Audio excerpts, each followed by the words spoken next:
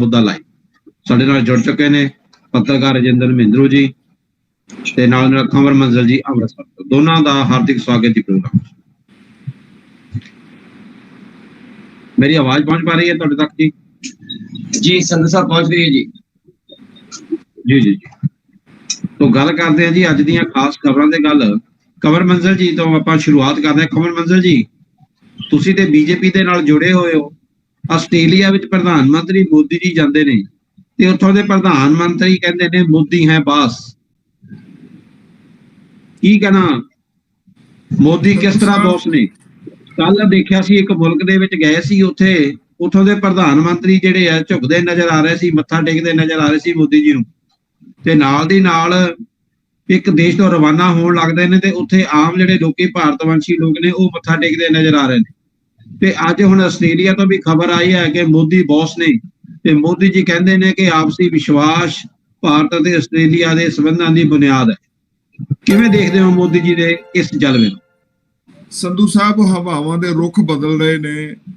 ਕਦੀ ਇੱਕ ਸਮਾਂ ਸੀਗਾ ਜਦੋਂ ਸਾਡੇ ਦੇਸ਼ ਦੇ ਪ੍ਰਧਾਨ ਮੰਤਰੀ ਤੇ ਹਮਲਾ ਹੋ ਜਾਂਦਾ ਸੀ ਵਿਦੇਸ਼ਾਂ 'ਚ ਗਏ ਦੇ, ਤੇ ਅੱਜ ਉਹ ਇੱਕ ਸਮਾਂ ਉਹ ਆ ਗਿਆ ਵਾ ਕਿ ਅੱਜ ਵਿਦੇਸ਼ਾਂ ਦੇ ਪ੍ਰਾਈਮ ਮਿਨਿਸਟਰ ਮੱਥਾ ਟੇਕ ਕੇ ਸਨਮਾਨ ਦੇ ਰਹੇ ਨੇ। ਇਹ ਪ੍ਰੋਟੋਕੋਲ ਦਾ ਹਿੱਸਾ ਨਹੀਂ, ਇਹ ਦਿਲੀ ਪਿਆਰ ਦੀ ਗੱਲ ਤੇ ਇੱਕ ਸਨਮਾਨ ਦੀ ਗੱਲ ਹੈ ਕਿ ਮੋਦੀ ਜੀ ਦੀ ਰਿਸਪੈਕਟ ਦੀ ਗੱਲ ਹੈ। ਔਰ ਆਸਟ੍ਰੇਲੀਆ ਦੇ ਪ੍ਰਾਈਮ ਮਿਨਿਸਟਰ ਵੱਲੋਂ ਮੋਦੀ ਜੀ ਨੂੰ ਬੌਸ ਕਹਿ ਕੇ ਸੰਬੋਧਨ ਕਰਨਾ, ਇਹ ਆਪਣੇ ਆਪ ਦੇ ਵਿੱਚ ਬੜੀ ਵੱਡੀ ਗੱਲ ਹੈ। ਔਰ ਇਹ ਸਾਡੇ ਹਿੰਦੁਸਤਾਨ ਵਾਸਤੇ, ਸਾਡੇ ਦੇਸ਼ ਵਾਸਤੇ ਬੜੇ ਸਨਮਾਨ ਦੀ ਤੇ ਬੜੀ ਮੋਦੀ ਸਾਹਿਬ ਦੇ ਸਤਿਕਾਰ ਦੀ ਗੱਲ ਹੈ। ਔਰ ਮੈਂ ਇਹਨੂੰ ਲਫ਼ਜ਼ਾਂ 'ਚ ਕਿਸ ਤਰ੍ਹਾਂ ਬਿਆਨ ਕਰਾਂ ਕਿ ਇੰਨਾ ਦਿਲ ਖੁਸ਼ ਹੋ ਰਿਹਾ ਕਿ ਅੱਜ ਇੱਕ ਸਮਾਂ ਆ ਗਿਆ ਕਿ ਹਿੰਦੁਸਤਾਨ ਵਾਕਈ ਵਰਲਡ ਦੀ ਸੁਪਰੀਮ ਪਾਵਰ ਬਣਨ ਵਾਲੇ ਪਾਸੇ ਨੂੰ ਵੱਧ ਰਿਹਾ, ਤੇ ਉਹਦੇ ਨਤੀਜੇ ਇਸ ਤਰੀਕੇ ਨਾਲ ਦੇਖਣ ਨੂੰ ਮਿਲ ਰਹੇ ਨੇ ਕਿ ਅੱਜ ਦੁਨੀਆ ਦੇ ਪ੍ਰਾਈਮ ਮਿਨਿਸਟਰ ਕੋਈ ਬੌਸ ਕਹਿ ਕੇ ਸੰਬੋਧਨ ਕਰ ਰਿਹਾ, ਕੋਈ ਮੱਥਾ ਟੇਕ ਕੇ ਸਨਮਾਨ ਕਰ ਰਿਹਾ, ਤੇ ਕੋਈ ਮਿਲਣ ਦਾ ਸਮਾਂ ਮੰਗ ਰਿਹਾ, ਤੇ ਅਮਰੀਕਾ ਵਰਗਾ ਵੱਡਾ ਦੇਸ਼ ਜਿਹੜਾ ਆਪਣੇ ਆਪ ਨੂੰ ਸੁਪਰੀਮ ਪਾਵਰ ਮੰਨਦਾ ਉਹ ਮੋਦੀ ਸਾਹਿਬ ਦੇ ਆਟੋਗ੍ਰਾਫ ਮੰਗ ਰਿਹਾ। ਇਹ ਮਤਲਬ ਸਾਡੇ ਵਾਸਤੇ ਬੜੇ ਸਨਮਾਨ ਦੀ ਤੇ ਦੇਸ਼ ਵਾਸਤੇ ਬੜੇ ਫਖਰ ਦੀ ਗੱਲ ਹੈ ਜੀ। ਮਹਿੰਦਰੂ ਜੀ, ਪੀਐਮ ਮੋਦੀ ਇਸ ਦਾ ਬਾਸ, ਔਰ ਨਾਲ ਦੇ ਨਾਲ ਕਹਿੰਦੇ ਵੀ ਹਿੰਦ ਪ੍ਰਸ਼ਾਂਤ ਖੇਤਰ ਵਿੱਚ ਚੀਨ ਦੇ ਵਾਧੇ ਜਿਹੜੇ ਹਮਲਾਵਰ ਰਵੱਈਏ ਨੂੰ ਦੇਖਦੇ ਹੋਏ ਰਣਨੀਤਿਕ ਤੌਰ ਤੇ ਆਸਟ੍ਰੇਲੀਆ ਦੀ ਬੜੀ ਵੱਡੀ ਭੂਮਿਕਾ ਆ। ਮੋਦੀ ਜੀ ਦੇ ਇਸ ਨਵੇਂ ਜਲਵੇ ਨੂੰ ਕਿਵੇਂ ਦੇਖਦੇ ਹੋ ਕਿ ਸਟੇਡੀਅਮ ਹੈ ਉੱਥੇ 20,000 ਦੇ ਕਰੀਬ ਆਸਟ੍ਰੇਲੀਅਨ ਜਿਹੜੇ ਭਾਰਤਵੰਸ਼ੀ ਲੋਕ ਨੇ ਉੱਥੇ ਹਾਜ਼ਰ ਹੁੰਦੇ ਨੇ, ਜਹਾਜ਼ਾਂ ਦੇ ਰਾਹੀਂ ਮੋਦੀ ਜੀ ਦੇ ਸਨਮਾਨ ਵਿੱਚ ਝੰਡੇ ਲਹਿਰਾਏ ਜਾਂਦੇ ਨੇ, ਔਰ ਉੱਥੋਂ ਦਾ ਇੱਕ ਖਾਸ ਏਰੀਆ ਹੈ ਹੈਰਿਸ ਪਾਰਕ, ਉਹਦਾ ਨਾਮ ਬਦਲ ਕੇ ਲਿਟਲ ਇੰਡੀਆ ਰੱਖਿਆ ਜਾਂਦਾ, ਜਦੋਂ ਕਿ ਹੁਣ ਤੱਕ ਚਾਈਨਾ ਤੋਂ ਪ੍ਰੇਰਿਤ ਜਿਹੜੇ ਨਾਂ ਰੱਖੇ ਜਾਂਦੇ ਸੀ, ਪਹਿਲੀ ਵਾਰੀ ਹੋਇਆ ਕਿ ਭਾਰਤ ਤੋਂ ਪ੍ਰੇਰਿਤ ਕਿਸੇ ਚੀਜ਼ ਦਾ ਨਾਂ ਜਿਹੜਾ ਉਹ ਬਦਲ ਕੇ ਰੱਖਿਆ ਗਿਆ। ਕਿਵੇਂ ਦੇਖਦੇ ਹੋ ਸੰਧੂ ਸਾਹਿਬ?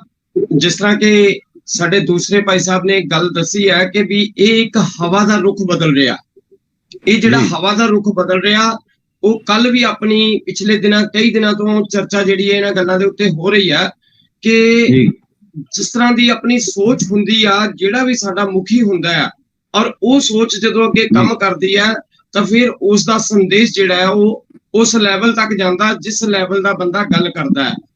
ਹੁਣ ਭਾਰਤ ਦੇ ਪ੍ਰਧਾਨ ਮੰਤਰੀ ਨੇ ਅੜੋਸ ਪੜੋਸ ਦੇ ਦੇਸ਼ਾਂ ਦੇ ਨਾਲ ਔਰ ਵੱਡੇ ਜਿੰਨੇ ਵੀ ਦੇਸ਼ ਹੈ ਉਹਨਾਂ ਦੇ ਨਾਲ ਆਪਣੇ ਤਾਲਮੇਲ ਵਧੀਆ ਰੱਖੇ, ਤੇ ਇਹੀ ਕਾਰਨ ਹੈ ਕਿ ਉਹ ਪ੍ਰੋਟੋਕਾਲ ਤੋਂ ਬਾਹਰ ਜਾ ਕੇ ਵੀ ਉਹਨਾਂ ਦਾ ਸਨਮਾਨ ਕਰਦੇ ਆ। ਉਹ ਸਨਮਾਨ ਉਹਨਾਂ ਦਾ ਵੀ ਹੁੰਦਾ ਹੈ ਤੇ ਨਾਲ ਨਾਲ ਭਾਰਤ ਦਾ ਵੀ ਸਨਮਾਨ ਹੁੰਦਾ ਹੈ, ਜਿਹੜਾ ਉਹ ਪ੍ਰੋਟੋਕਾਲ ਤੋੜ ਕੇ ਵੀ ਕਿਤੇ ਨਤਮਸਤਕ ਹੁੰਦੇ ਆ ਤੇ ਉਹਨਾਂ ਦੇ ਪੈਰੀ ਹੱਥ ਲਗਾ ਕੇ ਜਿਹੜਾ ਆ ਉਹਨਾਂ ਨੂੰ ਸਨਮਾਨ ਦਿੰਦੇ ਆ। ਇਸੇ ਤਰ੍ਹਾਂ ਜਿਹੜਾ ਕੱਲ ਆਸਟ੍ਰੇਲੀਆ ਦੇ ਵਿੱਚ ਗੱਲਬਾਤ ਹੋਈ ਆ, ਹੁਣ ਤੁਸੀਂ ਦੇਖੋ ਕਿ ਆਪਣੇ ਦੇਸ਼ ਦੇ ਵਿੱਚ ਤਾਂ ਕਰਨਾ ਹੀ ਕਰਨਾ ਹੈ, ਦੂਸਰੇ ਦੇਸ਼ 'ਚ ਵੀ ਜਾ ਕੇ ਉਹਨਾਂ ਨੇ ਇਹ ਗੱਲ ਕਹੀ ਹੈ ਕਿ ਮੰਦਿਰਾਂ ਦੇ ਉੱਤੇ ਜਿਹੜੇ ਹਮਲੇ ਆ ਉਹ ਸਾਨੂੰ ਸਵੀਕਾਰ ਨਹੀਂ ਹੈ, ਤੇ ਉੱਥੇ ਦੇ ਪ੍ਰਧਾਨ ਮੰਤਰੀ ਨੇ ਵੀ ਉਹਨਾਂ ਨੂੰ ਆਸ਼ਵਾਸਨ ਦਿੱਤਾ ਹੈ ਕਿ ਅਸੀਂ ਇਹਨਾਂ ਦੀ ਸੁਰੱਖਿਆ ਕਰਾਂਗੇ।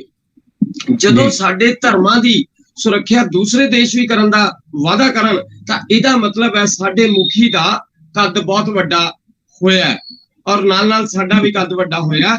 ਤੇ ਦੂਸਰੀ ਗੱਲ, ਜਿਸ ਤਰ੍ਹਾਂ ਤੁਸੀਂ ਜ਼ਿਕਰ ਕੀਤਾ, ਅਸੀਂ ਵੀ ਦੇਖਿਆ ਖਬਰਾਂ ਦੇ ਵਿੱਚ ਕਿ ਜਹਾਜ਼ਾਂ ਦੇ ਰਾਹੀਂ ਤਿਰੰਗਾ ਲਹਿਰਾਇਆ ਗਿਆ ਔਰ ਉੱਥੇ ਹੋਰ ਬਹੁਤ ਵੱਡੇ ਵੱਡੇ ਐਸੇ ਇਵੈਂਟਸ ਕੀਤੇ ਗਏ ਜਿਨ੍ਹਾਂ ਦੇ ਨਾਲ ਪਤਾ ਲੱਗਦਾ ਹੈ ਕਿ ਉਹਨਾਂ ਨੇ ਸਾਡੇ ਦੇਸ਼ ਨੂੰ ਇੱਜ਼ਤ ਦੇਣ ਲਈ ਕਿੰਨਾ ਕੁਝ ਕਰਨ ਦੀ ਕੋਸ਼ਿਸ਼ ਕੀਤੀ ਹੈ। ਸੋ ਇਹ ਸਾਡੇ ਸਾਰਿਆਂ ਦੀ ਦੇਸ਼ ਦੀ ਸਾਡੇ ਸਾਰਿਆਂ ਦਾ ਸਿਰ ਉੱਚਾ ਹੁੰਦਾ ਹੈ ਇਹਨਾਂ ਗੱਲਾਂ ਦੇ ਨਾਲ। ਤੇ ਇਸ ਕਰਕੇ ਮੈਂ ਇਸ ਨੂੰ ਸਮਝਦਾ ਕਿ ਸਾਡਾ ਇਹ ਜਿਸ ਤਰ੍ਹਾਂ ਕਹਿੰਦੇ ਨਾ ਵੀ ਭਾਰਤ ਵਿਸ਼ਵ ਗੁਰੂ ਬਣੇਗਾ, ਉਹ ਚੀਜ਼ ਦੇ ਵੱਲ ਵਧਦਾ ਹੋਇਆ ਇੱਕ ਹੋਰ ਵੱਡਾ ਕਦਮ ਹੈ। ਹਾਂ ਬਿਲਕੁਲ ਜੀ। ਵੈਸੇ ਵੀ ਜਿਹੜਾ ਆਸਟ੍ਰੇਲੀਆ ਮੁਲਕ ਹੈ, ਖਬਰਾਂ ਦੱਸਦੀਆਂ ਨੇ ਕਿ ਅਮਰੀਕਾ, ਬਰਤਾਨੀਆ ਤੇ ਜਾਪਾਨ ਵਰਗੇ ਜਿਹੜੇ ਦੇਸ਼ ਨੇ ਨਾ, ਉਹ ਵੀ ਆਸਟ੍ਰੇਲੀਆ ਦੇ ਨਾਲ ਬਹੁਤ ਅੱਛੇ ਸੰਬੰਧ ਬਣਾ ਕੇ ਚੱਲਣ ਨੂੰ ਤਰਜੀਹ ਦੇ ਰਹੇ ਨੇ। ਆਉਣ ਵਾਲਾ ਜਿਹੜਾ ਵਰਲਡ ਆਰਡਰ ਆ, ਜਿਹੜੇ ਚਾਈਨਾ ਜਿਹੜਾ ਭਾਰੂ ਪੈਂਦਾ ਜਾ ਰਿਹਾ, ਉਹਨੂੰ ਰੋਕਣ ਵਾਸਤੇ ਇਹ ਰਣਨੀਤਿਕ ਤੌਰ ਤੇ ਬੜੀ ਅਹਿਮ ਹੈ। ਕੂਟਨੀਤੀ ਇਹ ਕਹਿੰਦੀ ਹੈ ਕਿ ਆਸਟ੍ਰੇਲੀਆ ਦੇ ਨਾਲ ਜਿਹੜੇ ਮੁਲਕਾਂ ਦੇ ਸੰਬੰਧ ਵਧੀਆ ਹੋਣਗੇ, ਉਹ ਮੁਲਕ ਜਿਹੜੇ ਆ ਚਾਈਨਾ ਨੂੰ ਹਰ ਤਰੀਕੇ ਨਾਲ ਜਿਹੜਾ ਟੱਕਰ ਦੇਣ ਦੇ ਸਮਰੱਥ ਹੋ ਜਾਣਗੇ। ਉਸ ਮੋਰਚੇ ਉੱਤੇ ਵੀ ਮੋਦੀ ਜੀ ਦਾ ਜਿਹੜਾ ਆਸਟ੍ਰੇਲੀਆ ਵਿੱਚ ਇਸ ਤਰ੍ਹਾਂ ਦਾ ਸਵਾਗਤ ਹੈ, ਜਾਂ ਇਸ ਤਰ੍ਹਾਂ ਦੀ ਜਿਹੜਾ ਉਹਨਾਂ ਨੂੰ ਮਾਨ ਸਨਮਾਨ ਹੈ, ਜਾਂ ਇਸ ਤਰ੍ਹਾਂ ਦੇ ਜਿਹੜੇ ਸੰਬੰਧ ਬਣਦੇ ਨਜ਼ਰ ਆ ਰਹੇ ਨੇ, ਉਹ ਕਿਤੇ ਨਾ ਕਿਤੇ ਭਾਰਤ ਦੀ ਸੁਰੱਖਿਆ ਦੀ ਗਰੰਟੀ ਵੀ ਦਿੰਦੇ ਨਜ਼ਰ ਆ ਰਹੇ ਨੇ। ਤੇ ਦੂਜੇ ਪਾਸੇ ਭਾਰਤ ਦੀ ਸੁਰੱਖਿਆ ਦੀ ਗੱਲ ਕਰੀਏ, ਬਰਤਾਨੀਆ ਦੇ ਵਿੱਚ ਹੀ, ਲੰਡਨ ਦੇ ਵਿੱਚ ਪਿਛਲੇ ਦਿਨੀ ਭਾਰਤੀ ਹਾਈ ਕਮਿਸ਼ਨ ਦੇ ਬਾਹਰ ਜਿਹੜੇ ਆ ਰਾਸ਼ਟਰੀ ਝੰਡੇ ਨੂੰ ਨੁਕਸਾਨ ਪਹੁੰਚਾਉਣ ਦੀ ਕੋਸ਼ਿਸ਼ ਕੀਤੀ ਗਈ, ਉਤਾਰ ਕੇ ਖਾਲਿਸਤਾਨੀ ਝੰਡੇ ਲਹਿਰਾਏ ਗਏ, ਉਗਰ ਪ੍ਰਦਰਸ਼ਨ ਕੀਤੇ ਗਏ ਸੀ। ਦਿੱਲੀ ਦੇ ਵਿੱਚ ਪਰਚਾ ਦਰਜ ਹੋ ਗਿਆ ਤੇ ਪਰਚਾ ਦਰਜ ਹੋਣ ਤੋਂ ਬਾਅਦ NIA ਦੇ ਹਵਾਲੇ ਜਾਂਚ ਕੀਤੀ ਜਾ ਚੁੱਕੀ ਹੈ ਤੇ ਟੀਮ ਪਹੁੰਚ ਚੁੱਕੀ ਹੈ ਲੰਡਨ ਦੇ ਵਿੱਚ। ਕਿਵੇਂ ਦੇਖਦੇ ਇਸ ਕਾਰਵਾਈ ਨੂੰ ਕਮਰ ਮੰਜ਼ਲ ਜੀ? ਸੰਧੂ ਸਾਹਿਬ, 5 ਮੈਂਬਰੀ ਟੀਮ ਜਿਹੜੀ ਆ ਉਹ ਲੰਡਨ ਪਹੁੰਚ ਚੁੱਕੀ ਆ। ਉਹ ਬੰਦਿਆਂ ਦੀ ਪਹਿਚਾਣ ਕੀਤੀ ਜਾ ਚੁੱਕੀ ਆ। ਹੁਣ ਬ੍ਰਿਟੇਨ ਗਵਰਨਮੈਂਟ ਦੇ ਨਾਲ ਉਹਨਾਂ ਦੇ ਨਾਵਾਂ ਦਾ ਆਦਾਨ ਪ੍ਰਦਾਨ ਕਰਕੇ ਤੇ ਉਹਦੇ ਤੇ ਕਾਰਵਾਈ ਕਰਨ ਵਾਲੇ ਪਾਸੇ ਨੂੰ ਦੇਸ਼ ਅੱਗੇ ਵਧੇਗਾ। ਦੇਖੋ, ਸਾਡੇ ਦੇਸ਼ ਦਾ ਸਨਮਾਨ ਹੈ ਸਾਡਾ ਝੰਡਾ, ਤੇ ਜੇ ਉਹਦਾ ਕਿਤੇ ਅਨਾਦਰ ਹੁੰਦਾ ਆ ਤੇ ਉਹ ਸਾਡੇ ਦੇਸ਼ ਦਾ ਅਨਾਦਰ ਮੰਨਿਆ ਜਾਣਾ ਚਾਹੀਦਾ। ਤੇ ਜਿਨ੍ਹਾਂ ਨੇ ਵੀ ਇਹ ਹਰਕਤ ਕੀਤੀ ਹੈ ਉਹਨਾਂ ਨੂੰ ਸਖਤ ਤੋਂ ਸਖਤ ਸਜ਼ਾਵਾਂ ਮਿਲਣ, ਇਹੋ ਜਿਹੀਆਂ ਸਜ਼ਾਵਾਂ ਮਿਲਣ ਕਿ ਦੁਬਾਰਾ ਕੋਈ ਇਹੋ ਜਿਹੀ ਹਰਕਤ ਕਰਨ ਲੱਗਿਆ 20,000 ਵਾਰ ਸੋਚੇ। ਤੇ ਇਹ ਜਿਹੜਾ ਦੇਸ਼ ਮਤਲਬ ਜਿਸ ਤਰ੍ਹਾਂ ਹਿੰਦੁਸਤਾਨ ਨੇ ਬੜੀ ਤੇਜ਼ੀ ਨਾਲ ਇਸ ਵੱਲ ਕਦਮ ਵਧਾਏ ਆ। ਸਾਡੀ NIA ਦੀ ਟੀਮ ਲੰਡਨ ਵੀ ਪਹੁੰਚ ਗਈ ਆ, ਬੰਦਿਆਂ ਦੀ ਪਹਿਚਾਣ ਵੀ ਹੋ ਗਈ ਆ। ਹੁਣ ਬ੍ਰਿਟੇਨ ਗਵਰਨਮੈਂਟ ਦਾ ਰਵੱਈਆ ਮੈਨੂੰ ਸਕਾਰਾਤਮਕ ਲੱਗਦਾ ਕਿ ਇਹਦੇ ਨਤੀਜੇ ਅੱਛੇ ਨਿਕਲਣਗੇ। ਜਿਹੜੇ ਗੁਨਾਹਗਾਰ ਨੇ ਉਹਨਾਂ ਨੂੰ ਜਲਦ ਤੋਂ ਜਲਦ ਸਲਾਖਾਂ ਦੇ ਪਿੱਛੇ ਦਿੱਤਾ ਜਾਏਗਾ। ਜੀ ਮਹਿੰਦਰੂ ਜੀ, ਇਹਦੇ ਵਿੱਚ ਹੁਣ ਤੱਕ ਜਿਹੜੀ ਜਾਂਚ ਜਿਹੜੀ ਸ਼ੁਰੂ ਹੋ ਚੁੱਕੀ ਹੈ, ਜਿਹੜੇ ਹਾਈ ਕਮਿਸ਼ਨ ਦੇ ਅਧਿਕਾਰੀ ਕਰਮਚਾਰੀ ਨੇ ਉਹਨਾਂ ਦੇ ਬਿਆਨ ਦਰਜ ਜਿਹੜੇ ਆ NIA ਦੀ ਟੀਮ ਜਾ ਕੇ ਕਰ ਚੁੱਕੀ ਹੈ। ਕੀ ਲੱਗਦਾ ਕਿੰਨਾ ਕੁ ਪ੍ਰਭਾਵਸ਼ਾਲੀ ਰਹੇਗੀ ਕਾਰਵਾਈ? ਦੇਖੋ, ਗੱਲ ਸੰਧੂ ਸਾਹਿਬ ਫਿਰ ਮੁੜ ਕੇ ਉੱਥੇ ਹੀ ਆ ਜਾਂਦੀ ਹੈ ਕਿ ਜਦੋਂ ਤੁਹਾਡੀ ਸੋਚ ਇੱਕ ਐਸੀ ਸੋਚ ਹੋਏਗੀ ਕਿ ਅਸੀਂ ਆਪਣੇ ਦੇਸ਼ ਦੇ ਹਰ ਮੁੱਦੇ ਨੂੰ ਨਿਆਂ ਦੇਣਾ ਹੈ, ਤੇ ਫਿਰ ਦੂਸਰੇ ਦੇਸ਼ਾਂ ਦੇ ਨਾਲ ਵੀ ਤੁਸੀਂ ਉਸ ਤਰੀਕੇ ਦਾ ਤਾਲਮੇਲ ਕਰੋਗੇ, ਉਸ ਤਰੀਕੇ ਦੀ ਗੱਲਬਾਤ ਕਰੋਗੇ, ਤੇ ਜਿੱਦਾਂ ਦਾ ਤੁਸੀਂ ਉਹਨਾਂ ਨੂੰ ਰਿਸਪੌਂਸ ਅੱਛਾ ਦਿਓਗੇ, ਉਦਾਂ ਦਾ ਉਹ ਵੀ ਤੁਹਾਨੂੰ ਰਿਸਪੌਂਸ ਅੱਛਾ ਦੇਣਗੇ। ਇਹ ਪੱਕੀ ਗੱਲ ਹੈ। ਸੋ ਇਸ ਕਰਕੇ ਜੋ ਜਿਸ ਤਰ੍ਹਾਂ ਭਾਈ ਸਾਹਿਬ ਨੇ ਦੱਸਿਆ ਕਿ ਵੀ ਉੱਥੇ ਟੀਮ ਜਾ ਚੁੱਕੀ ਹੈ, ਤੇ ਉਮੀਦ ਹੈ ਕਿ ਉੱਥੇ ਦੀ ਸਰਕਾਰ ਦੇ ਨਾਲ ਗੱਲਬਾਤ ਹੋਣ ਤੋਂ ਬਾਅਦ ਉੱਥੇ ਜਾਇਆ ਗਿਆ ਹੈ, ਔਰ ਜਾਣ ਤੋਂ ਬਾਅਦ ਤਾਂ ਹੀ ਉੱਥੇ ਇਹ ਸਾਰੀ ਟੀਮ ਗਈ ਹੈ। ਤੇ ਮੈਨੂੰ ਲੱਗਦਾ ਕਿ ਇਹਦੇ ਪੋਜ਼ਿਟਿਵ ਰਿਜ਼ਲਟ ਸਾਹਮਣੇ ਆਣਗੇ ਤੇ ਬਹੁਤ ਜਲਦੀ ਇਹ ਇੱਕ ਐਸਾ ਮੈਸੇਜ ਪੂਰੀ ਦੁਨੀਆ ਦੇ ਵਿੱਚ ਜਾਏਗਾ ਕਿ ਤਿਰੰਗੇ ਦਾ ਅਪਮਾਨ ਕਰਨਾ ਇੱਕ ਗੁਨਾਹ, ਬਹੁਤ ਵੱਡਾ ਗੁਨਾਹ ਹੈ। ਦੇਸ਼ ਦੇ ਖਿਲਾਫ ਸਾਜ਼ਿਸ਼ਾਂ ਜਿਹੜੀਆਂ ਰਚਣੀਆਂ, ਵੱਖਵਾਦ ਦੀ ਲਹਿਰ, ਉਹਨੂੰ ਵੀ ਬੜੀ ਵੱਡੀ ਜਿਹੜੀ ਹੈ ਢਾਹ ਉਹ ਲੱਗ ਸਕਦੀ ਹੈ, ਕਿਉਂਕਿ ਲੰਡਨ ਨੂੰ ਵੀ ਇੱਕ ਮੁੱਖ ਕੇਂਦਰ ਬਣਾ ਲਿਆ ਗਿਆ ਅਮਰੀਕਾ ਔਰ ਕੈਨੇਡਾ ਤੋਂ ਬਾਅਦ। ਕਿਉਂਕਿ ਕਈ ਲੋਕ ਇਹ ਸੋਚਦੇ ਆ ਕਿ ਅਸੀਂ ਵਿਦੇਸ਼ ਦੇ ਵਿੱਚ ਬੈਠ ਕੇ ਕੋਈ ਵੀ ਸਟੇਟਮੈਂਟ ਅਗਰ ਹਿੰਦੁਸਤਾਨ ਦੇ ਖਿਲਾਫ ਦੇ ਦਾਂਗੇ ਜਾਂ ਕੋਈ ਵੀ ਕੰਮ ਹਿੰਦੁਸਤਾਨ ਦੇ ਖਿਲਾਫ ਕਰਾਂਗੇ ਤਾਂ ਸਾਨੂੰ ਇੱਥੇ ਆ ਕੇ ਉਹ ਕੁਝ ਕਰ ਨਹੀਂ ਸਕਦੇ। ਇਸ ਕਰਕੇ ਵੀ ਉਹਨਾਂ ਦੇ ਹੌਸਲੇ ਵੱਧਦੇ ਆ, ਤੇ ਇਹ ਇੱਕ ਜ਼ਰੂਰੀ ਕਦਮ ਸੀਗਾ ਜਿਹੜਾ ਕਿ ਹਿੰਦੁਸਤਾਨ ਦੀ ਸਰਕਾਰ ਨੇ ਚੁੱਕਿਆ ਹੈ, ਤੇ ਬ੍ਰਿਟੇਨ ਦੀ ਸਰਕਾਰ ਨੇ ਵੀ ਉਸ ਦਾ ਸਮਰਥਨ ਕਰ ਰਹੇ ਆ, ਸਹਿਯੋਗ ਕਰ ਰਹੇ ਆ, ਤੇ ਇਹ ਇੱਕ ਬਹੁਤ ਵੱਡੀ ਗੱਲ ਹੈ। ਗਲੋਬਲ ਮੇਕਓਵਰਸ ਵੱਲੋਂ ਕਮਰ ਮੰਜ਼ਲ ਜੀ, ਬਰਗਾੜੀ ਬੇਅਦਬੀ ਕਾਂਡ ਬਹੁਤ ਮਸ਼ਹੂਰ ਹੈ, ਔਰ ਇਹਦੇ ਵਿੱਚ ਜਿਹੜੇ ਮੁੱਖ ਸਾਜ਼ਿਸ਼ਕਰਤਾ ਤੇ ਹੋਰ 3 ਸਾਥੀ ਜਿਹੜੇ ਆ ਉਹ ਹੁਣ ਤੱਕ ਫਰਾਰ ਸੀ। ਡੇਰਾ ਸੱਚਾ ਸੌਦਾ ਜਿਹੜਾ ਸਿੱਧੇ ਤੌਰ ਤੇ ਝਿਰਦਾ ਨਜ਼ਰ ਆ ਰਿਹਾ ਸੀ। ਵਿਅਕਤੀ ਹੈਗਾ ਡੇਰਾ ਸੱਚਾ ਸੌਦਾ ਦੀ ਰਾਸ਼ਟਰੀ ਕਮੇਟੀ ਬਣਾਈ ਹੋਈ ਹੈ ਜੀ, ਉਹਦਾ ਮੈਂਬਰ ਆ ਸੰਦੀਪ ਬਰੇਟਾ। ਕੱਲ ਉਹ ਬੰਗਲੌਰ 에ਅਰਪੋਰਟ ਤੋਂ ਕਾਬੂ ਕਰ ਲਿਆ ਗਿਆ। ਕਿਵੇਂ ਦੇਖਦੇ ਹੋ ਇਸ ਪ੍ਰਾਪਤੀ? ਸੰਧੂ ਸਾਹਿਬ, ਇਹ ਪੰਜਾਬ ਪੁਲਿਸ ਦੀ ਇੱਕ ਵਧੀਆ ਪ੍ਰਾਪਤੀ ਆ। ਉਹ ਦੇਰ ਨਾਲ ਹੋਇਆ, ਪਰ ਇਹ ਜਲਦ ਹੋਣਾ ਚਾਹੀਦਾ ਸੀ, ਬੜੀ ਦੇਰ ਨਾਲ ਹੋਇਆ। ਇਹੋ ਜਿਹੇ ਲੋਕ ਜਿਹੜੇ ਇਹੋ ਜਿਹੀਆਂ ਘਿਨੌਣੀਆਂ ਹਰਕਤਾਂ ਨੂੰ ਅੰਜਾਮ ਦੇਣ ਵਾਲੇ ਲੋਕ ਨੇ, ਉਹਨਾਂ ਦੇ ਸਖਤ ਤੋਂ ਸਖਤ ਕਾਰਵਾਈ ਦੀ ਜ਼ਰੂਰਤ ਹੈ। ਦੇਖੋ, ਅੱਜ ਸਿੱਖ ਸੰਗਤਾਂ ਇਸੇ ਲਈ ਹੀ ਪਰੇਸ਼ਾਨ ਹਨ। ਅਗਰ ਸਾਡੇ ਗੁਰੂਆਂ ਦੀ ਬੇਦਬੀ ਦਾ ਇਨਸਾਫ ਹੀ ਨਹੀਂ ਸਾਨੂੰ ਮਿਲਣਾ ਤੇ ਫਿਰ ਅਸੀਂ ਹੋਰ ਕੀ ਉਮੀਦ ਕਰ ਸਕਦੇ ਹਾਂ। ਇੱਕ ਸਕਾਰਾਤਮਕ ਮੈਸੇਜ ਹੈ, ਇਹੋ ਜਿਹੇ ਲੋਕਾਂ ਨੂੰ ਜਲਦ ਤੋਂ ਜਲਦ ਫੜ ਕੇ, ਔਰ ਇਹ ਸਾਜ਼ਿਸ਼ ਜਿਹੜੀ ਹੈ ਓਪਨ ਹੋਣੀ ਚਾਹੀਦੀ ਹੈ। ਇਹਦੇ ਤੱਥ ਕੀ ਨੇ, ਇਹਦੇ ਪਿੱਛੇ ਸਟੋਰੀ ਕੀ ਹੈ, ਅਸਲੀਅਤ ਜਿਹੜੀ ਹੈ ਉਹ ਸੰਗਤ ਦੇ ਸਾਹਮਣੇ ਆਉਣੀ ਚਾਹੀਦੀ ਹੈ। ਔਰ ਇਹੋ ਜਿਹੇ ਲੋਕਾਂ ਨੂੰ ਸਖਤ ਤੋਂ ਸਖਤ ਸਜ਼ਾਵਾਂ ਮਿਲਣੀਆਂ ਚਾਹੀਦੀਆਂ ਹਨ। ਮੈਂ ਪੰਜਾਬ ਪੁਲਿਸ ਦੀ ਸ਼ਲਾਘਾ ਕਰਦਾ ਹਾਂ ਜਿਨ੍ਹਾਂ ਨੇ ਇਸ ਹਰਕਤ ਨੂੰ ਅੰਜਾਮ ਦਿੱਤਾ ਤੇ ਜਿਹੜੇ ਇਹੋ ਜਿਹੇ ਗੁਨਾਹਗਾਰ ਨੇ ਉਹਨਾਂ ਨੂੰ ਅੱਜ ਸਲਾਖਾਂ ਦੇ ਪਿੱਛੇ ਆਉਣ ਵਾਲੀ ਸਥਿਤੀ 'ਚ ਲਿਆਂਦਾ। ਇਹਦਾ ਇਨਸਾਫ ਜਲਦ ਤੋਂ ਜਲਦ ਲੋਕਾਂ ਨੂੰ ਮਿਲਣਾ ਚਾਹੀਦਾ ਤੇ ਅਸਲੀਅਤ ਜਨਤਾ ਦੇ ਸਾਹਮਣੇ ਆਉਣੀ ਚਾਹੀਦੀ ਹੈ। ਜੀ ਮਹਿੰਦਰੋ ਜੀ, ਆਪਾਂ ਗੱਲ ਕਰਦੇ ਹਾਂ ਬਰਗਾੜੀ ਕਾਂਡ ਦੀ ਤੇ 12 ਅਕਤੂਬਰ 2015 ਵਿੱਚ ਸ਼੍ਰੀ ਗੁਰੂ ਗ੍ਰੰਥ ਸਾਹਿਬ ਦੀ ਜਿਹੜੀ ਆ ਬੇਅਦਬੀ ਦੀ ਘਟਨਾ ਸਾਹਮਣੇ ਆਉਂਦੀ ਆ ਬਰਗਾੜੀ 'ਚ, ਤੇ ਇਸ ਮਾਮਲੇ 'ਚ ਪੁਲਿਸ ਨੇ 7 ਡੇਰਾ ਪ੍ਰੇਮੀਆਂ ਨੂੰ ਗ੍ਰਿਫਤਾਰ ਕੀਤਾ, ਪਰ ਮੁੱਖ ਸਾਜ਼ਿਸ਼ ਕਰਦਾ ਸੰਦੀਪ ਬਰੇਟਾ ਤੇ 2 ਹੋਰ ਨੇ, ਹਰਸ਼ ਧੂਰੀ ਤੇ ਪ੍ਰਦੀਪ ਕਲੇਰ। ਇਹ ਨਜ਼ਰ ਨਹੀਂ ਆ ਰਹੇ ਸੀ, ਇਹਨਾਂ ਨੂੰ ਜਿਹੜਾ ਭਗੌੜੇ ਕਰਾਰ ਦਿੱਤਾ ਗਿਆ ਸੀਗਾ ਤੇ ਕਾਫੀ ਦੇਰ ਤੋਂ ਗ੍ਰਿਫਤਾਰੀ ਵਾਰੰਟ ਜਾਰੀ ਹੋ ਚੁੱਕੇ ਸੀ ਪਰ ਹੱਥ ਨਹੀਂ ਸੀ ਆ ਰਹੇ। ਤੇ ਇਸ ਤਰੀਕੇ ਦੇ ਪ੍ਰਬੰਧ ਨਜ਼ਰ ਆਏ ਨੇ ਕਿ ਬੰਗਲੌਰ ਦੀ 에ਅਰਪੋਰਟ ਤੋਂ ਵਿਦੇਸ਼ ਭੱਜਣ ਦੀ ਕੋਸ਼ਿਸ਼ ਕਰ ਰਿਹਾ ਸੀ ਸੰਦੀਪ ਬਰੇਟਾ, ਇਹ ਹੱਥ ਆ ਗਿਆ। ਔਰ ਇਹਦੇ ਵਿੱਚ ਜਿਹੜੇ ਆ ਡੇਰਾ ਪ੍ਰੇਮੀ ਤੇ ਨਾਲ ਡੇਰਾ ਮੁਖੀ ਜਿਹੜਾ ਉਹਨੂੰ ਵੀ ਨਾਮਜ਼ਦ ਕੀਤਾ ਗਿਆ। ਕੀ ਲੱਗਦਾ ਇਸ ਗ੍ਰਿਫਤਾਰੀ ਤੋਂ ਬਾਅਦ ਕੋਈ ਜਾਂਚ ਵਿੱਚ ਨਵੇਂ ਖੁਲਾਸਿਆਂ ਦੀ ਕਿੰਨੀ ਕੁ ਗੁੰਜਾਇਸ਼ ਲੱਗਦੀ ਹੈ? ਸੰਧੂ ਸਾਹਿਬ, ਮੇਰਾ ਕਹਿਣਾ ਤਾਂ ਇਹ ਹੈ ਕਿ ਪੁਲਿਸ ਨੂੰ ਇਹ ਸਭ ਕੁਝ ਪਹਿਲਾਂ ਤੋਂ ਹੀ ਨਜ਼ਰ ਆਂਦਾ ਹੁੰਦਾ ਹੈ। ਇਹ ਨਹੀਂ ਹੈ ਕਿਉਂਕਿ ਇਸ ਬਰਗਾੜੀ ਕਾਂਡ ਦੇ ਵਿੱਚ ਜੋ ਸਾਡੇ ਪੰਜਾਬ ਦੇ ਲੋਕਾਂ ਦੇ ਦਿਲ ਨੂੰ ਠੇਸ ਪਹੁੰਚੀ ਉਹ ਬਹੁਤ ਵੱਡੀ ਠੇਸ ਸੀ, ਔਰ ਉਸ ਦੀ ਟੀਸ ਜਿਹੜੀ ਹੈ ਉਹ ਅੱਜ ਤੱਕ ਲੋਕਾਂ ਦੇ ਦਿਲਾਂ ਦੇ ਵਿੱਚ ਪੈਂਦੀ ਹੈ। ਲੇਕਿਨ ਸਰਕਾਰਾਂ ਅਗਰ ਪੁਲਿਸ ਪ੍ਰਸ਼ਾਸਨ ਨੂੰ ਇਜਾਜ਼ਤ ਦੇਣ ਤਾਂ ਮਸਲੇ ਬਹੁਤ ਜਲਦੀ ਹੱਲ ਕੀਤੇ ਜਾ ਸਕਦੇ ਆ। ਇਹ ਐਸਾ ਵੱਡੇ ਵਿਦਵਾਨਾਂ ਦਾ ਮੰਨਣਾ ਹੈ ਤੇ ਮੇਰਾ ਵੀ ਇਹ ਮੰਨਣਾ ਹੈ ਕਿ ਪੁਲਿਸ ਪ੍ਰਸ਼ਾਸਨ ਨੂੰ ਅਗਰ ਪਾਵਰ ਦਿੱਤੀ ਜਾਵੇ ਕਿ ਮਸਲਾ ਹੱਲ ਕਰਨਾ ਹੈ ਔਰ ਅਨਨੈਸੈਸਰੀ ਉਹਦੇ ਵਿੱਚ ਪੋਲੀਟੀਕਲ ਇੰਟਰਫੇਰੈਂਸ ਨਾ ਹੋਵੇ ਤਾਂ 99% ਕ੍ਰਾਈਮ ਪੁਲਿਸ ਜਿਹੜੀ ਆ ਉਹ ਆਪਣੇ ਲੈਵਲ ਦੇ ਉੱਤੇ ਖਤਮ ਕਰ ਸਕਦੀ ਆ। ਇਹ ਗੱਲ ਪੱਕੀ ਹੈ। ਹੁਣ ਗੱਲ ਆ ਗਈ ਕਿ ਸਾਜ਼ਿਸ਼ ਕਰਤਾ ਨਾਮ ਦਿੱਤਾ ਗਿਆ ਬਰੇਟਾ ਨੂੰ। ਮੈਂ ਤਾਂ ਇਹ ਕਹਿਣਾ ਚਾਹੁੰਦਾ ਕਿ ਉਹ ਮੈਨੂੰ ਇੱਕ ਮੋਹਰਾ ਹੋ ਸਕਦਾ ਹੈ, ਲੇਕਿਨ ਅਗਰ ਇਸ ਦੀ ਨਿਸ਼ਪਕਸ਼ ਜਾਂਚ ਕੀਤੀ ਜਾਊਗੀ, ਜਿਸ ਤਰ੍ਹਾਂ ਤੁਸੀਂ ਦੇਖਿਆ ਪਹਿਲਾਂ ਵੀ ਇਸ ਮਾਮਲੇ ਦੇ ਵਿੱਚ ਸਿੱਟ ਬਣੀ, ਉਸ ਦੇ ਮੁਖੀ ਕੁੰਵਰ ਵਿਜੇ ਪ੍ਰਤਾਪ ਸੀ। ਉਸ ਤੋਂ ਬਾਅਦ ਉਸ ਸਿੱਟ ਨੂੰ ਕਿੰਨੀ ਦੇਰ ਤੱਕ ਵਾਚਿਆ ਨਹੀਂ ਗਿਆ। ਫਿਰ ਉਸ ਤੋਂ ਬਾਅਦ ਹੁਣ ਨਵੀਂ ਸਿੱਟ ਬਣੀ ਤੇ ਉਸ ਦੇ ਵਿੱਚ ਵੀ ਇਹ ਚੀਜ਼ਾਂ ਹਾਲੇ ਪੈਂਡਿੰਗ ਪਈਆਂ ਨੇ। ਤੋ ਸਾਜ਼ਿਸ਼ ਕਰਤਾ ਦਾ ਅਗਰ ਬਲੈਕ ਐਂਡ ਵਾਈਟ ਕੀਤਾ ਜਾਏਗਾ ਤਾਂ ਸ਼ਾਇਦ ਸਾਜ਼ਿਸ਼ ਕਰਤਾ ਕੁਝ ਹੋਰ ਹੀ ਨਿਕਲੇਗਾ, ਕੋਈ ਹੋਰ ਹੀ ਨਿਕਲੇਗਾ। ਤੇ ਮੈਂ ਚਾਹੁੰਦਾ ਕਿ ਇਹ ਚੀਜ਼ ਸਾਹਮਣੇ ਆਣੀ ਚਾਹੀਦੀ ਆ। ਲੋਕਾਂ ਦੇ ਦਿਲਾਂ ਦੇ ਵਿੱਚ ਜੋ ਇਸ ਦੀ ਠੇਸ ਪਹੁੰਚੀ ਹੈ ਉਸ ਨੂੰ ਮਰਮ ਲੱਗਣੀ ਚਾਹੀਦੀ ਹੈ ਔਰ ਦੋਸ਼ੀਆਂ ਨੂੰ ਵੱਡੀ ਤੋਂ ਵੱਡੀ ਤੇ ਜਲਦ ਤੋਂ ਜਲਦ ਸਜ਼ਾ ਮਿਲਣੀ ਚਾਹੀਦੀ ਹੈ, ਕਿਉਂਕਿ 2015 ਦੇ ਵਿੱਚ ਇਹ ਕਾਂਡ ਹੋਇਆ ਸੀ ਤੇ ਅੱਜ 2022-23 ਜਿਹੜਾ ਹੈ ਉਹ ਤਾਂ ਬੀਤ ਗਿਆ ਤੇ ਇਸ ਕਰਕੇ ਇਹ ਬਹੁਤ ਵੱਡਾ ਸਮਾਂ, ਇੰਨਾ ਸਮਾਂ ਜਾਂਚ ਨੂੰ ਨਹੀਂ ਲੱਗਣਾ ਚਾਹੀਦਾ।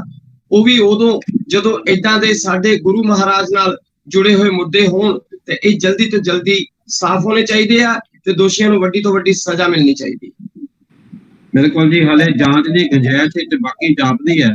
ਹਾਲਾਂਕਿ ਸੰਦੀਪ ਬਰੇਟਾ ਜਿਹੜਾ ਉਹਦੀ ਰਾਸ਼ਟਰੀ ਕਮੇਟੀ ਦਾ ਸੀ ਔਰ ਸਾਰੀ ਗੱਲ ਡੇਰਾ ਸੱਚਾ ਸੌਦਾ ਵੱਲ ਨੂੰ ਜਾਂਦੀ ਨਜ਼ਰ ਆ ਰਹੀ ਸੀ, ਪਰ ਨਾਲ ਦੀ ਨਾਲ ਹੋਰ ਜਿਹੜੀਆਂ ਘਟਨਾਵਾਂ ਵਾਪਰਦੀਆਂ ਨੇ, ਹੋਰ ਬਹੁਤ ਸਾਰੇ ਕਾਰਨ ਬੇਅਦਬੀ ਦੇ ਪਿੱਛੇ ਨਜ਼ਰ ਆ ਰਹੇ ਨੇ। ਕੁਝ ਮਾਨਸਿਕ ਪਰੇਸ਼ਾਨੀ ਦੀਆਂ ਗੱਲਾਂ ਆਉਂਦੀਆਂ ਨੇ, ਕੁਝ ਕਈ ਵਾਰੀ ਚਰਚਾ ਵਾਲੇ ਪਾਸੇ ਨੂੰ ਵੀ ਗੱਲ ਜਿਹੜੀ ਤੋਰ ਲਈ ਜਾਂਦੀ ਹੈ ਕਿ ਉੱਥੇ ਵੀ ਹਿੰਦੂ ਜਿਹੜੇ ਮਹਾਪੁਰਸ਼ ਨੇ, ਦੇਵੀ ਦੇਵਤੇ ਨੇ ਜਾਂ ਇੱਥੋਂ ਦੇ ਗੁਰੂ ਸਾਹਿਬਾਨ ਨੇ, ਉਹਨਾਂ ਦੇ ਖਿਲਾਫ ਜਿਹੜਾ ਉਹ ਲੋਕਾਂ ਦੇ ਮਨਾਂ ਵਿੱਚ ਜ਼ਹਿਰ ਜਿਹੜਾ ਉਹ ਭਰਿਆ ਜਾਂਦਾ ਰਹਿੰਦਾ ਆਹਿਸਤਾ ਆਹਿਸਤਾ, ਤੇ ਇਸ ਕਰਕੇ ਉਹ ਵੀ ਇੱਕ ਕਾਰਨ ਹੋ ਸਕਦਾ। ਸੋ ਜਾਂਚ ਜਿਹੜੀ ਹੈ ਬਹੁਤ ਪੱਖੀ ਹੋਣੀ ਚਾਹੀਦੀ ਹੈ। ਸਿੱਧਾ ਕਿਸੇ ਨੂੰ ਇਲਜ਼ਾਮ ਦੇਣ ਦੇ ਨਾਲ ਜਿਹੜੀ ਗੱਲ ਨਹੀਂ ਬਣਦੀ। ਜਾਂਚ ਹੀ ਦੱਸੇਗੀ ਕਿ ਕਿਹਦਾ ਕਿੰਨਾ ਕਸੂਰ ਹੈ ਜਾਂ ਐਵੇਂ ਇਲਜ਼ਾਮ ਤਰਾਸ਼ੀ ਹੁੰਦੀ ਹੈ। ਤੋ ਗੱਲ ਅਗਲੀ ਗੱਲ ਆਪਾਂ ਕਮਲ ਮੰਜਲ ਸਾਹਿਬ, ਭਗਵੰਤ ਮਾਨ ਜੀ ਔਰ ਸ਼੍ਰੋਮਣੀ ਗੁਰਦੁਆਰਾ ਪ੍ਰਬੰਧਕ ਕਮੇਟੀ ਆਪਸ ਵਿੱਚ ਬਿਆਨੋ ਬਿਆਨੀ ਹੋ ਰਹੇ ਨੇ ਪਿਛਲੇ ਦਿਨਾਂ। ਭਗਵੰਤ ਮਾਨ ਜੀ ਨੇ ਸਵਾਲ ਕੀਤਾ ਸੀਗਾ ਕਿ ਸਿਰਫ ਇੱਕ ਹੀ ਚੈਨਲ ਜਿਹੜਾ ਉਹ ਗੁਰਬਾਣੀ ਦਾ ਪ੍ਰਸਾਰਨ ਕਿਉਂ ਕਰ ਰਿਹਾ। ਇਹ ਪ੍ਰਸਾਰਨ ਸਾਰੇ ਚੈਨਲਾਂ ਨੂੰ ਹੋਣਾ ਚਾਹੀਦਾ, ਅਧਿਕਾਰ ਕਿਉਂ ਨਹੀਂ ਹੈ। ਤੇ ਜੇ ਲੋੜ ਹੈਗੀ ਆ, ਪੰਜਾਬ ਸਰਕਾਰ ਖਰਚਾ ਚੁੱਕਣ ਲਈ ਵੀ ਤਿਆਰ ਹੈ, ਇਹ ਸਾਰਿਆਂ ਲਈ ਖੁੱਲਣਾ ਚਾਹੀਦਾ। ਪਰ ਦੂਜੇ ਪਾਸੇ ਗੱਲ ਆਉਂਦੀ ਹੈ ਐਸਜੀਪੀਸੀ ਪ੍ਰਧਾਨ ਸਾਹਿਬ ਦੀ, ਉਹ ਕਹਿੰਦੇ ਨੇ ਜੀ ਇਹ ਸਾਡਾ ਸਿੱਖਾਂ ਦਾ ਮਸਲਾ ਆ, ਸ਼੍ਰੋਮਣੀ ਕਮੇਟੀ ਦਾ ਸੰਗਤ ਦਾ ਮਸਲਾ ਆ, ਇਹਦੇ ਵਿੱਚ ਸਰਕਾਰ ਨੂੰ ਦਖਲ ਦੇਣ ਦੀ ਜਿਹੜੀ ਆ ਉਹ ਕੋਈ ਗੁੰਜਾਇਸ਼ ਨਹੀਂ ਹੈ। ਤੇ ਅੱਜ ਹੁਣ ਉਹਨਾਂ ਦਾ ਬਿਆਨ ਦਾ ਕੱਲ ਪ੍ਰੈਸ ਕਾਨਫਰੰਸ ਕਰਦੇ ਨੇ ਗੁਰਬਾਣੀ ਦੇ ਪ੍ਰਸਾਰਨ ਵਿੱਚ, ਉਹ ਕਹਿੰਦੇ ਜੀ ਅਸੀਂ ਓਪਨ ਟੈਂਡਰ ਮੰਗਾਂਗੇ। ਉਹ ਕਹਿੰਦੇ ਟੈਂਡਰ ਮੰਗੇ ਜਾਂਦੇ ਨੇ, ਉਹ ਕਰੋੜਾਂ ਰੁਪਈਆ ਦੱਸਦੇ ਨੇ ਕਿ 1 ਕਰੋੜ ਦੀ ਰਾਸ਼ੀ ਐਸਜੀਪੀਸੀ ਨੂੰ ਕਹਿੰਦੇ 1 ਕਰੋੜ ਰੁਪਏ ਦੀ ਰਾਸ਼ੀ ਜਿਹੜੀ ਆ ਉਹ ਉਸ ਚੈਨਲ ਵੱਲੋਂ ਜਿਹੜੀ ਆ ਉਹ ਮਿਲਦੀ ਰਹੀ ਹੈ, ਜਿਹੜੀ ਕਿ ਅਸੀਂ ਐਜੂਕੇਸ਼ਨ ਦੇ ਉੱਤੇ ਖਰਚ ਕਰਦੇ ਹਾਂ। ਕੀ ਲੱਗਦਾ ਕਿੱਧਰ ਨੂੰ ਵਧੇਗਾ ਮਸਲਾ ਇਹ? ਸੰਧੂ ਸਾਹਿਬ, ਮੈਂ ਸਰਦਾਰ ਭਗਵੰਤ ਸਿੰਘ ਮਾਨ ਦੇ ਵੀ ਇਸ ਬਿਆਨ ਨੂੰ ਸੁਣਿਆ ਤੇ ਮੈਂ ਐਸਜੀਪੀਸੀ ਦੇ ਪ੍ਰਧਾਨ ਸਾਹਿਬ ਦੀ ਜਿਹੜੀ ਉਹਨਾਂ ਨੇ ਪ੍ਰੈਸ ਕਾਨਫਰੰਸ ਕੀਤੀ ਸੀ ਉਹਨੂੰ ਵੀ ਬੜੇ ਧਿਆਨ ਨਾਲ ਸੁਣਿਆ। ਦੇਖੋ, ਜਿਹੜੀ ਮਾਨ ਸਾਹਿਬ ਦੀ ਗੱਲ ਹੈ ਕਿ ਵਾਕਈ ਇਹ ਪ੍ਰਸਾਰਣ ਆਮ ਹੋਣਾ ਚਾਹੀਦਾ ਵਾ, ਹਰ ਚੈਨਲ ਤੇ ਹੋਣਾ ਚਾਹੀਦਾ ਵਾ, ਇਹ ਕੋਈ ਦੋਰਾਮਾ ਨਹੀਂ ਹੋਣਾ ਚਾਹੀਦਾ ਇਦਾਂ। ਪਰ ਦੂਸਰੇ ਐਂਗਲ ਤੇ ਜੇ ਅਸੀਂ ਐਸਜੀਪੀਸੀ ਦੇ ਪ੍ਰਧਾਨ ਸਾਹਿਬ ਦੀ ਵੀ ਗੱਲ ਸੁਣੀਏ ਵੀ ਜਿਸ ਤਰ੍ਹਾਂ ਦੀਆਂ ਟੀਵੀ ਦੇ ਵਿੱਚ ਐਡਾਂ ਚੱਲਦੀਆਂ ਨੇ, ਕਈ ਮਤਲਬ ਆਪੱਤੀਜਨਕ ਐਡਾਂ ਵੀ ਟੀਵੀ ਚਲਾਉਂਦੇ ਨੇ, ਅਗਰ ਗੁਰਬਾਣੀ ਦੇ ਸਮਾਗਮਾਂ ਦੇ ਵਿੱਚ ਚੱਲਦੇ ਆ ਉਹ ਜਿਹੀਆਂ ਐਡਾਂ ਚੱਲਣ ਤੇ ਉਹ ਵੀ ਗੁਰਬਾਣੀ ਦਾ ਨਿਰਾਦਰ ਹੋ ਜਾਊਗਾ। ਇਹ ਦੇਖੋ, ਇਹ ਬੜਾ ਧਾਰਮਿਕ ਵਿਸ਼ਾ ਆ, ਇਹਦੇ ਉੱਤੇ ਜਿਹੜੀ ਸਿਆਸੀ ਬਿਆਨਬਾਜ਼ੀ ਕਰਨੀ ਨਾ ਭਗਵੰਤ ਸਿੰਘ ਮਾਨ ਦੀ, ਉਹ ਕੋਈ ਸਿਆਣਪ ਦੀ ਗੱਲ ਨਹੀਂ। ਹਰ ਵੇਲੇ ਹਰ ਜਗ੍ਹਾ ਤੇ ਰਾਜਨੀਤੀ ਚੰਗੀ ਗੱਲ ਨਹੀਂ, ਧਰਮ ਦੇ ਮਾਮਲਿਆਂ ਤੇ ਬਿਲਕੁਲ ਵੀ ਚੰਗੀ ਗੱਲ ਨਹੀਂ। ਤੇ ਮਾਨ ਸਾਹਿਬ ਨੂੰ ਥੋੜਾ ਜਿਹਾ ਸੋਚ ਸਮਝ ਕੇ ਇਹਨਾਂ ਚੀਜ਼ਾਂ ਦਾ ਕਰਨਾ ਚਾਹੀਦਾ ਵਾ। ਮੈਂ ਕੋਈ ਵਿਰੋਧੀ ਨਹੀਂ, ਮੈਂ ਬਿਲਕੁਲ ਹੱਕ 'ਚ ਆ ਕਿ ਗੁਰਬਾਣੀ ਦਾ ਪ੍ਰਸਾਰ ਜਿਹੜਾ ਹੈ ਉਹ ਵੱਧ ਤੋਂ ਵੱਧ ਹੋਣਾ ਚਾਹੀਦਾ, ਪਰ ਲੇਕਿਨ ਉਹਦੇ ਕੁਝ ਮਾਪਦੰਡ ਨੇ। ਚਲੋ ਐਸਜੀਪੀਸੀ ਹੈ ਜਿਹੜਾ ਉਹਦਾ ਪ੍ਰਬੰਧਨ ਦੇਖ ਰਹੀ ਆ, ਉਹ ਵੀ ਆਪਣੀ ਜਗ੍ਹਾ ਤੇ ਬਿਲਕੁਲ ਜਾਇਜ਼ ਗੱਲਾਂ ਕਰ ਰਹੇ ਨੇ ਕਿ ਜੇ ਅਗਰ ਕੋਈ ਗੁਰਬਾਣੀ ਦੇ ਸਮਾਗਮ ਦੇ ਚੱਲਦੇ ਕੋਈ ਗੰਦੀ ਐਡ ਚੱਲ ਜਾਂਦੀ ਆ ਤੇ ਉਸ ਤੋਂ ਵੱਡਾ ਨਿਰਾਦਰ ਕੋਈ ਨਹੀਂ ਗੁਰਬਾਣੀ ਦਾ। ਤੇ ਉਹਨਾਂ ਚੀਜ਼ਾਂ ਨੂੰ ਉਹ ਇੱਕ ਮਾਪਦੰਡ ਬਣਾ ਕੇ ਉਹਨਾਂ ਨੇ ਓਪਨ ਕਰ ਦਿੱਤਾ ਸੀ, ਖੁੱਲ੍ਹਾ ਟੈਂਡਰ ਕਰਾਂਗੇ, ਓਪਨ ਕਰਕੇ ਤੇ ਉਹਦੇ ਵਿੱਚ ਜਿਹੜਾ ਵੀ ਚੈਨਲ ਉਹਦੇ 'ਚ ਆਉਣਾ ਚਾਹੇਗਾ ਉਹ ਆ ਸਕਦਾ। ਉਹਨਾਂ ਨੇ ਤੇ ਕਲੀਅਰ ਕਰਤਾ ਸੀ ਓਪਨ ਟੈਂਡਰਿੰਗ ਕਰਾਂਗੇ। ਉਸ ਤੋਂ ਬਾਅਦ ਜਿਹੜਾ ਵੀ ਉਹਦੇ ਰਾਈਟਸ ਲਏਗਾ ਉਹ ਅੱਗੋਂ ਆਪਣੇ ਲਿੰਕ ਦੇ ਸਕਦਾ। ਇਸ ਤਰੀਕੇ ਦੀ ਵੀ ਉਹਨਾਂ ਨੇ ਗੱਲ ਕੀਤੀ। ਚਲੋ ਅੱਛੀ ਗੱਲ ਹੈ, ਗੁਰਬਾਣੀ ਦਾ ਪ੍ਰਸਾਰ ਜਿੰਨਾ ਵੱਧ ਤੋਂ ਵੱਧ ਹੋਵੇ ਚੰਗਾ ਵਾ। ਇਹ ਵਾਕਈ ਕਿਸੇ ਦੀ ਨਿੱਜੀ ਜਾਇਦਾਦ ਨਹੀਂ ਬਣਨੀ ਚਾਹੀਦੀ। ਅਗਰ ਕੋਈ ਨਿੱਜੀ ਪਰਿਵਾਰ ਉਹਦੇ ਤੇ ਆਪਣਾ ਹੱਕ ਬਣਾ ਕੇ ਐਸਜੀਪੀਸੀ ਤੇ ਆਪਣਾ ਇਨਫਲੂਐਂਸ ਲੈ ਕੇ ਉਹਨੂੰ ਆਪਣੇ ਹੀ ਤਰੀਕੇ ਨਾਲ ਚਲਾਉਣਾ ਚਾਹੁੰਦਾ, ਉਹ ਵੀ ਗਲਤ ਗੱਲ ਹੈ। ਪਰ ਜਿਹੜੇ ਉਹਨਾਂ ਦੇ ਸ਼ੰਕੇ ਨੇ ਉਹ ਵੀ ਦੂਰ ਹੋਣੇ ਬੜੇ ਜ਼ਰੂਰੀ ਨੇ। ਇਹ ਮਤਲਬ ਪਚੀਦਾ ਜਿਹਾ ਮਾਮਲਾ ਹੈ। ਕਮਰ ਮੰਜ਼ਲ ਜੀ, ਤੁਸੀਂ ਗੱਲ ਕਹੀ ਕਿ ਇਹਦੇ ਤੇ ਸਿਆਸਤ ਨਹੀਂ ਹੋਣੀ ਚਾਹੀਦੀ, ਪਰ ਐਸਜੀਪੀਸੀ ਦੇ ਪ੍ਰਧਾਨ ਸਾਹਿਬ ਦਾ ਕਹਿਣਾ ਕਿ ਸਾਡੀ ਸਿਆਸਤ ਤੇ ਸਾਡਾ ਧਰਮ ਜਿਹੜੇ ਸਾਡਾ ਪੰਥ ਨੇ ਇਹ ਇਕੱਠੇ ਨੇ। ਕਿਉਂਕਿ ਪਿਛਲੇ ਦਿਨੀ ਉਹ ਸ਼੍ਰੋਮਣੀ ਅਕਾਲੀ ਦਲ ਦੀ ਸਪੋਰਟ ਕਰਦੇ ਨਜ਼ਰ ਆ ਰਹੇ ਸੀ, ਉੱਥੇ ਬੀਜੇਪੀ ਵੀ ਜਿਹੜੀ ਆ ਮੈਦਾਨ ਵਿੱਚ ਸੀ, ਉਹਨਾਂ ਨੂੰ ਵੀ ਇਤਰਾਜ਼ ਹੋ ਰਿਹਾ ਸੀਗਾ। ਤੇ ਕੀ ਲੱਗਦਾ ਕਿ ਐਸਜੀਪੀਸੀ ਜਿਹੜੀ ਆ ਸਿਰਫ ਅਧਿਕਾਰ, ਜਿਹੜਾ ਤੁਸੀਂ ਰਾਜਨੀਤੀ ਗੱਲ ਕਰਦੇ ਆ, ਸਿਰਫ ਸ਼੍ਰੋਮਣੀ ਅਕਾਲੀ ਦਲ ਨੂੰ ਅਧਿਕਾਰ ਹੈ ਦਖਲ ਦੇਣ ਦਾ, ਸਿਆਸੀ ਦਖਲਅੰਦਾਜ਼ੀ, ਸਿਆਸੀ ਪੁਸ਼ਤਪਨਾਹੀ ਕਰਨ ਦਾ, ਜਾਂ ਕਿ ਹੋਰ ਪਾਰਟੀ ਜਿਹੜੇ ਆ ਉਹ ਬਿਆਨ ਵੀ ਨਾ ਦਾਖਲ? ਇਹ ਸਿਰਫ ਮਾਨ ਸਾਹਿਬ ਦਾ ਵਿਰੋਧ ਹੈ ਜਾਂ ਸੱਚਮੁੱਚ ਇਸ ਗੱਲ ਨਾਲ ਸਹਿਮਤ ਹੋ ਕਿ ਸਾਰਾ ਜਿਹੜੀ ਜ਼ਿੰਮੇਵਾਰੀ ਹੈ ਸਿਰਫ ਤੇ ਸਿਰਫ ਸ਼੍ਰੋਮਣੀ ਅਕਾਲੀ ਦਲ ਨੂੰ ਸੌਂਪ ਦੇਣੀ ਚਾਹੀਦੀ ਹੈ?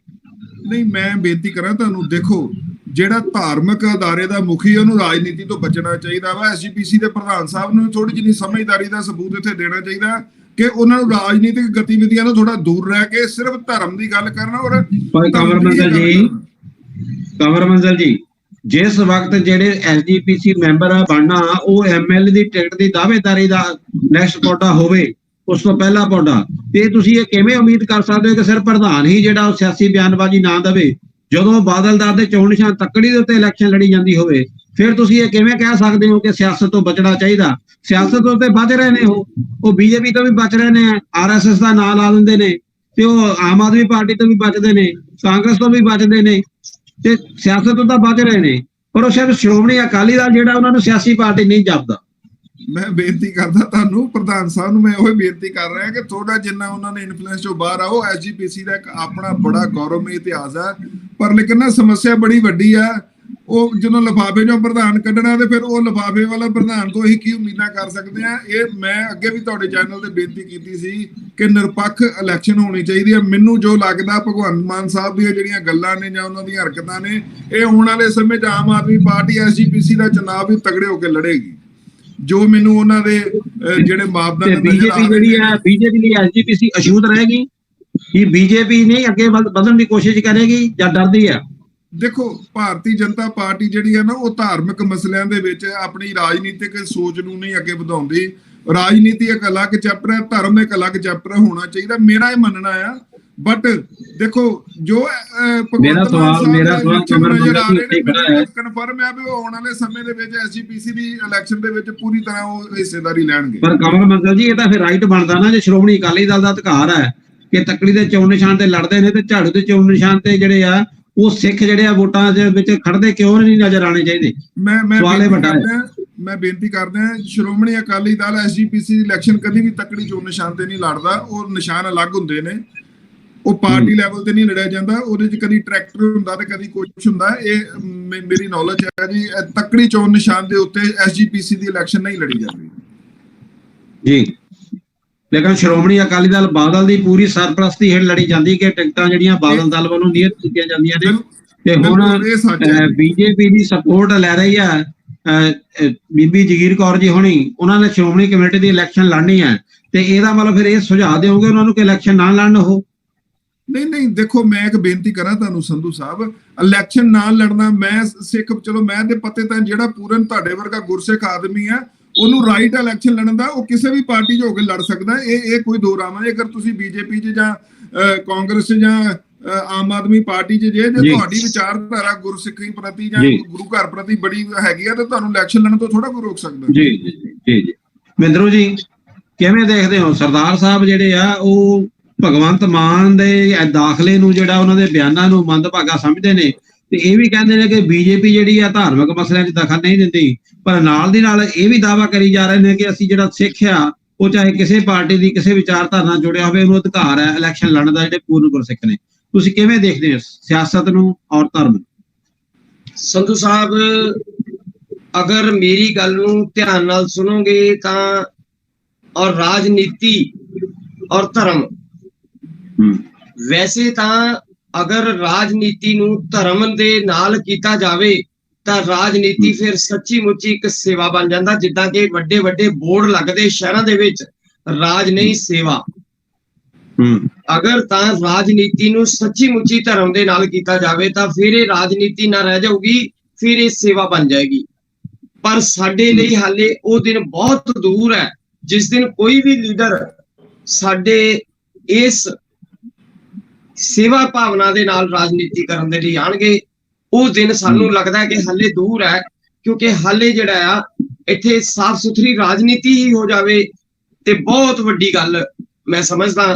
ਜਿਸ ਤਰ੍ਹਾਂ ਦੇ ਹਾਲਾਤ ਸਾਡੇ ਪੰਜਾਬ ਦੇ ਔਰ ਹਿੰਦੁਸਤਾਨ ਦੇ ਪਿਛਲੇ, ਸੌਰੀ ਤੁਹਾਡੀ ਗੱਲ ਨੂੰ ਮੈਂ ਥੋੜਾ ਵਿੱਚ ਰੋਕ ਰਿਹਾ, ਤੇ ਗੱਲ ਇਹ ਆ ਕਿ ਇਹਦੇ ਵਿੱਚ ਇੱਕ ਹੋਰ ਖਾਸ ਸਵਾਲ ਜੁੜਦਾ, ਜਿਹੜਾ ਕਿ ਆਮ ਸਾਡੇ ਲਈ ਭੰਬਲ ਭੁੱਸਾ ਜਿਹੜਾ ਉਹ ਖੜਾ ਹੁੰਦਾ।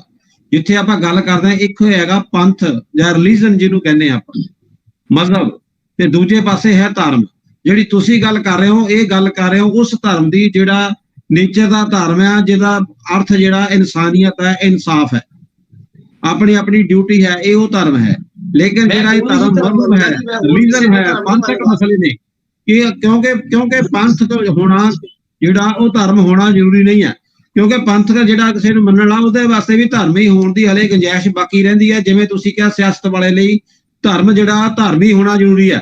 ਧਰਮੀ ਹੋਣਾ, ਆਪਣੀ ਜ਼ਿੰਮੇਵਾਰੀਆਂ ਨੂੰ ਨਿਭਾਉਣਾ ਔਰ ਧਰਮ ਦੀ ਸ਼ਰਨ, ਉਸ ਇਨਸਾਫ ਦੀ ਸ਼ਰਨ ਵਿੱਚ ਰਹਿਣਾ, ਇਹ ਇੱਕ ਅਲੱਗ ਵਿਸ਼ਾ ਹੈ। ਲੇਕਿਨ ਪੰਥ ਜਿਹੜੀ ਰਾਜਨੀਤੀ, ਪੰਥਕ ਦੇ ਵਿੱਚ ਰਾਜਨੀਤੀ ਹੈ, ਔਰ ਰਾਜਨੀਤੀ ਵਿੱਚ ਜਿਹੜਾ ਪੰਥ ਨੂੰ ਜਾਂ ਕਿਸੇ ਖਾਸ ਮਜ਼ਹਬ ਨੂੰ ਲੈ ਕੇ ਆਉਣਾ, ਇਹੀ ਭੰਬਲ ਭੂਸਾ ਪੈਦਾ ਕਰਦਾ।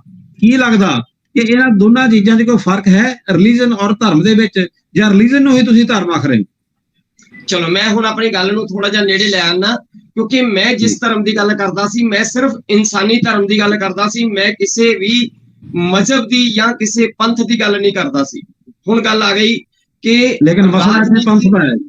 ਹਾਂਜੀ, ਹੁਣ ਗੱਲ ਆ ਗਈ ਪੰਥ ਦਾ ਹੈ ਜੀ। ਹਾਂਜੀ, ਜੇ ਹੁਣ ਆਪਾਂ ਗੱਲ ਕਰੀਏ ਤਾਂ ਫਿਰ ਜਾਂ ਤਾਂ ਦੋਹਰੀ ਰਾਜਨੀਤੀ ਜਾਂ ਦੋਹਰੀ ਵਿਚਾਰਧਾਰਾ ਕਿਸੇ ਦੀ ਵੀ ਨਹੀਂ ਹੋਣੀ ਚਾਹੀਦੀ, ਜਾਂ ਤਾਂ ਸਾਰਿਆਂ ਨੂੰ ਇਹ ਬਰਾਬਰ ਦਾ ਅਧਿਕਾਰ ਹੋਣਾ ਚਾਹੀਦਾ, ਚਾਹੇ ਫਿਰ ਉਹ ਬੀਜੇਪੀ ਹੋਵੇ, ਚਾਹੇ ਉਹ ਕਾਂਗਰਸ ਹੋਵੇ, ਚਾਹੇ ਆਮ ਆਦਮੀ ਪਾਰਟੀ ਹੋਵੇ, ਚਾਹੇ ਅਕਾਲੀ ਦਲ ਹੋਵੇ, ਕਿ ਉਹ ਧਰਮ ਦੀ ਵੀ ਗੱਲ ਕਰਨ ਤੇ ਨਾਲ ਨਾਲ ਰਾਜਨੀਤੀ ਦੀ ਵੀ ਗੱਲ ਕਰਨ। ਤੇ ਜਾਂ ਫਿਰ ਸਾਰਿਆਂ ਲਈ ਹੋਣਾ ਚਾਹੀਦਾ ਕਿ ਧਾਰਮਿਕ ਮੁੱਦਿਆਂ ਨੂੰ ਹਟ ਕੇ, ਛੱਡ ਕੇ ਤੇ ਫਿਰ ਕੱਲੀ ਰਾਜਨੀਤੀ ਦੀ ਜਿਹੜੀ ਆ ਗੱਲ ਕੀਤੀ ਜਾਵੇ। ਉਹ ਇਹ ਆਪਸ ਵਿੱਚ ਬੈਠ ਕੇ ਡਿਸਾਈਡ ਕਰ ਲੈਣ। ਇਹ ਨਹੀਂ ਹੈ ਕਿ ਜੇ ਮੈਂ ਕੋਈ ਗੱਲ ਕਰਾਂ ਤੇ ਉਹ ਧਰਮ ਦੇ ਨਾਮ ਤੇ ਵੀ ਠੀਕ ਹੈ ਤੇ ਰਾਜਨੀਤੀ ਦੇ ਤੌਰ ਤੇ ਵੀ ਠੀਕ ਹੈ, ਤੇ ਜੇ ਤੁਸੀਂ ਕੋਈ ਗੱਲ ਕਰੋ ਤੇ ਉਹ ਫਿਰ ਨਹੀਂ, ਤੁਸੀਂ ਇੱਕ ਗੱਲ ਕਰੋ। ਏਦਾਂ ਨਹੀਂ ਹੋਣਾ ਚਾਹੀਦਾ, ਮੈਂ ਇਹ ਕਹਿਣਾ ਚਾਹੁੰਦਾ। ਦੂਸਰੀ ਗੱਲ, ਜਿਸ ਤਰ੍ਹਾਂ ਭਾਈ ਸਾਹਿਬ ਨੇ ਕਿਹਾ ਕਿ ਭਗਵੰਤ ਮਾਨ ਨੇ, ਸਾਡੇ ਜਿਹੜੇ ਪੰਜਾਬ ਦੇ ਮੁੱਖ ਮੰਤਰੀ ਆ, ਉਹਨਾਂ ਨੇ ਅਗਰ ਇਹਦੇ ਵਿੱਚ ਕੋਈ ਦਖਲ ਅੰਦਾਜ਼ੀ ਕੀਤੀ ਹੈ ਤੇ ਉਹ ਇਹਨਾਂ ਦੀ ਸੋਚ ਦੇ ਮੁਤਾਬਿਕ ਗਲਤ ਹੈ।